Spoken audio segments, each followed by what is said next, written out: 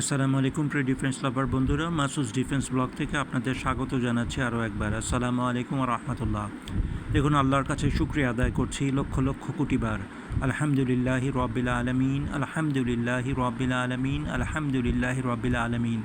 বাংলাদেশ সেনাবাহিনী, বিমান বাহিনী এবং নৌবাহিনী বর্তমানে SH-15 155mm হাউইটজার কিনেছে এবং আমাদের কাছে বর্তমানে CH-3A UAV ড্রোন চীনের কাছ থেকে আমরা কিনেছি।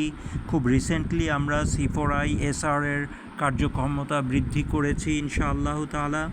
আমরা চীন থেকে K-8-9G জেট ট্রেনার রিসেন্টলি সংগ্রহ করেছি। আমরা থ্যালেস ইলেকট্রনিক ওয়ারফেয়ার খুব সংগ্রহ করেছি ইউরোপের দেশ থেকে। Bangladesh army cyber defence command গঠিত হচ্ছে আলহামদুলিল্লাহ, এবং ন্যাশনাল সাইবার সিকিউরিটি এজেন্সি গঠিত হচ্ছে আলহামদুলিল্লাহ।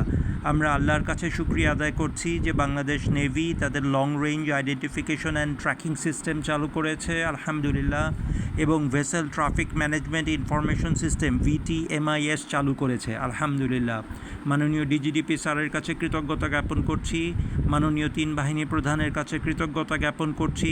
বাংলাদেশ সেনাবাহিনী, নৌবাহিনী, বিমান বাহিনী, কোস্টগার্ড এবং বিজিবির প্রত্যেক অফিসার এবং সৈনিকের প্রতি কৃতজ্ঞতা প্রদর্শন করছি। আল্লাহর কাছে আবারও শুকরিয়া আদায় করছি আলহামদুলিল্লাহ। ধীরে ধীরে বাংলাদেশ আর্মি, নেভি এবং এয়ারফোর্স সত্যিকারের ডিফেন্সিভ, এখনও আমরা সত্যিকারের ডিফেন্সিভ স্টেটেই আছি, কিন্তু আস্তে আস্তে ইনশাআল্লাহ আমাদের ডিফেন্সিভ ডিটারেন্ট পূর্ণ হয়ে যাচ্ছে ইনশাআল্লাহ তাআলা। আমরা আস্তে আস্তে অফেন্সিভ পার্সপেক্টিভ অথবা ডক্ট্রিন অফ নেসেসিটির দিকে যেতে পারবো ইনশাআল্লাহ তাআলা। পরম করুণাময় আল্লাহর কাছে প্রত্যেক দিন দোয়া করছি বাংলাদেশ সামরিক বাহিনীর প্রতিটি সদস্যের জন্য, আল্লাহ তাআলা আমাদের জন্য সহজ করে দেন। দেখুন, আরেকটি কষ্টের জিনিস যেটা আমরা কখনোই ভুলতে পারবো না, সেটা হচ্ছে, অত্যন্ত দুঃখ নিয়ে বলছি, অত্যন্ত দুঃখ এবং ভারাক্রান্ত মন নিয়েই বলছি, ভারতীয় নেভি কখনো বাংলাদেশ নেভিকে সাহায্য করেনি, বরঞ্চ মায়ানমার নেভিকে বারবার সাহায্য করেছে।